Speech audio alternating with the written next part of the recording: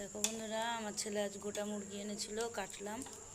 তো এখন এই যে লেগ পিস দেখো কত বড় বড় রেখেছি, এই যে পা দেখো। এখন এই যে রাইস কুকারে বসাবো।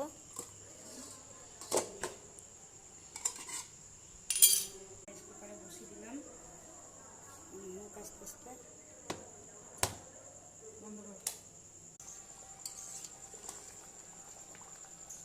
দেখো বন্ধুরা, আমার রাইস কুকারে রান্না কমপ্লিট, আর একটু হবে।